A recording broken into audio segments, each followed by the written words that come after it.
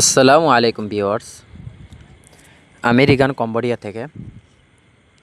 তো আমি কম্বোডিয়াতে আছি সিয়ানুক শহরে, সবাই জানেন, আমার অনেক ভিডিওতে বলছি। তো আজকে আসলাম একটি ফলের দোকানে, নতুন একটি ফলের দোকান হয়েছে। তো আমি বলবো এটি কিন্তু একটি বাংলাদেশি ভাইয়ের দোকান।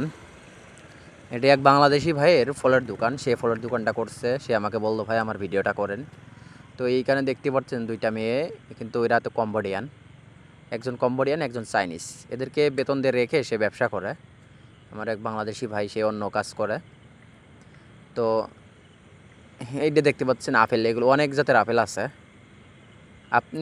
আমি এই ভিডিওতে বলবো কিভাবে আপনি আহ, সর্বোচ্চ সর্বনিম্ন 2 থেকে 3 লাখ থেকে 4 লাখ টাকা দিয়ে আপনি কম্বোডিয়াতে ব্যবসা করতে পারবেন।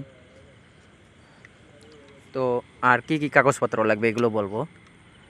তো দেখতে পাচ্ছেন এই দোকানটা কিন্তু এটা রাস্তার সাইডে, মেন রাস্তার সাইডে। অনেক প্রকারের ফল আছে এখানে। তো এটা হচ্ছে আপনার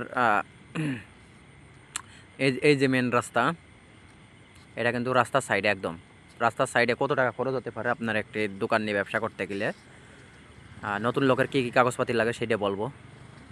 তো আপনি ফার্স্টে আপনি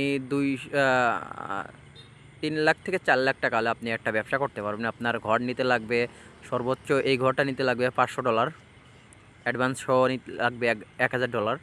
তো আর আপনি $2000 খরচ করে মাল মাটি উঠাবেন, এবং $3000 টোটাল, আর $1000 ডেকোরেশন। আপনার টোটাল $4000 লাগবে, এবং একটি লাইসেন্স করতে হবে আপনার। আপনি কিন্তু অবৈধ লোক হলে কিন্তু ব্যবসা করতে পারবেন না। তার জন্য আপনাকে বৈধ হতে হবে এবং লাইসেন্স করতে হবে, ট্রেড লাইসেন্স করতে হবে। তারপর আপনি এরকম একটা সুপার শপের মতো ফলের দোকান করতে পারবেন। তো প্রিয় ভিউয়ার্স, আমার ভিডিওটি ভালো লাগলে চ্যানেলটি সাবস্ক্রাইব করে পাশে থাকবেন। এটা কিন্তু একটা রাস্তার সাথে, মেন রাস্তার সাথে, এই যে দেখতে পাচ্ছেন মেন রাস্তা এটা।